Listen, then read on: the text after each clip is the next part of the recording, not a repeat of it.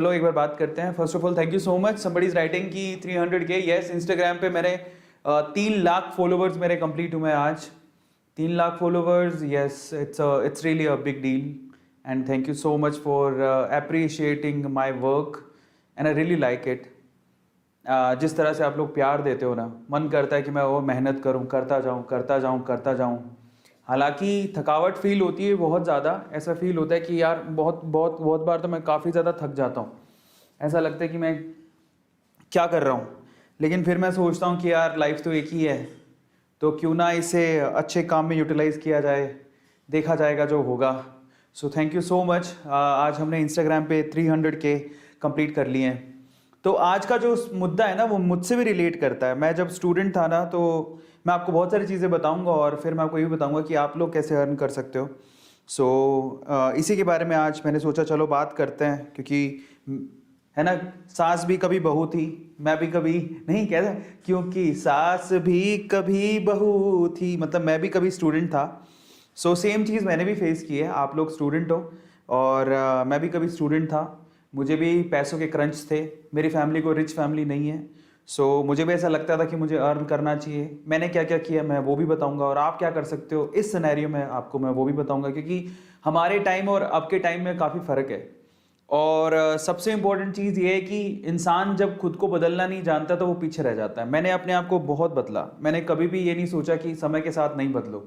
मैंने समय के साथ टेक्नोलॉजी को समझा, सीखा, हमेशा लर्नेबल रहा।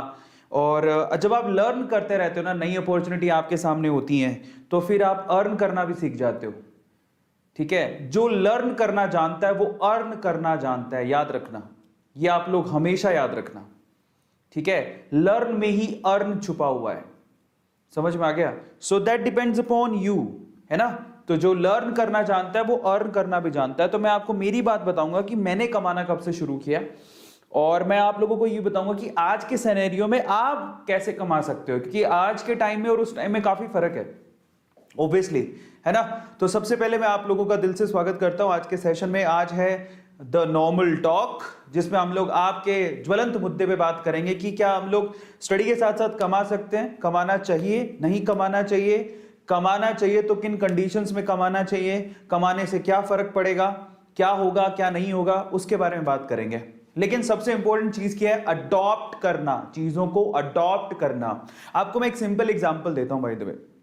आपको पता है कि एक वक्त ऐसा था जब नोकिया मोबाइल इंडस्ट्री में राज करता था। नोकिया मोबाइल इंडस्ट्री का राजा था, मोनोपोली थी उसकी। सबसे पहले मोबाइल, सबसे फेमस मोबाइल वीकेंड से इंडस्ट्री के अंदर नोकिया ने बनाए थे। और आज नोकिया की यह हालत है कि नोकिया के मोबाइल को लोग खरीदना नहीं चाहते। मतलब इतनी ज्यादा फेमस नहीं है, उसकी मार्केट कैपिटलाइजेशन भी बहुत कम हो गई है। कारण जानते हैं आज किन मोबाइल्स को आप लोग खरीदते हो? एप्पल को, सैमसंग को, सैमसंग के मोबाइल, एप्पल के मोबाइल, या फिर मी, शियोमी, वन प्लस, इन मोबाइल्स को ज्यादा क्यों खरीद रहे हो? आपने नोकिया के मोबाइल को क्यों खरीदना बंद कर दिया? कारण क्या था? अडॉप्टेशन, अडॉप्ट करना, अपने आप को समय के हिसाब से ढालना। जिसने अपने आप को समय के हिसाब से ढालना बंद कर दिया, समय ने उसको साइड में कर दिया।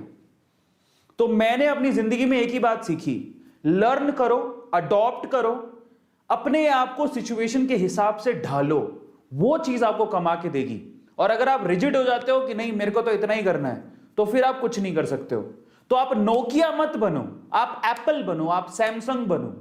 समझ में आता है? ये बहुत जरूरी है। इनोवेशन, अडॉप्ट करना, सिचुएशन, फ्यूचर को देखना, भविष्य में क्या रखा है, मैं कैसे कमा सकता हूं, भविष्य में किस चीज की रिक्वायरमेंट आने वाली है, और वो चीज अगर मैं अभी करना शुरू कर दूं। एग्जाम्पल ले लो ना कैरी मिनाटी का एग्जाम्पल लो, भुवन बाम का एग्जाम्पल लो, मैं मेरा एग्जाम्पल भी दे सकता हूं आपको, क्योंकि मैं भी कभी कभार पूछना लक क्या होता है। लक इज एक्चुअली आपने बहुत समय से प्रिपरेशन करके रखी है और एक दिन ना वो अपॉर्चुनिटी खुल गई, बस आपकी प्रिपरेशन और अपॉर्चुनिटी दोनों मिली, आप लकी हो जाते हो। सेम चीज किसके साथ थी? कैरी मिनाटी के साथ। Carry Minati is the first person in India जिसने रोस्टिंग शुरू की थी। तब लोग एक्सेप्ट नहीं करते थे। जब रोस्टिंग का कल्चर आया तो कैरी मिनाटी एकदम से फेमस हो गया, क्योंकि उसी ने शुरुआत की थी। भुवन बाम ने जो मल्टीपल कैरेक्टर की शुरुआत भुवन बाम ने की थी। जब इसका सिनेरियो आया तो भुवन बाम सबसे टॉप पे था।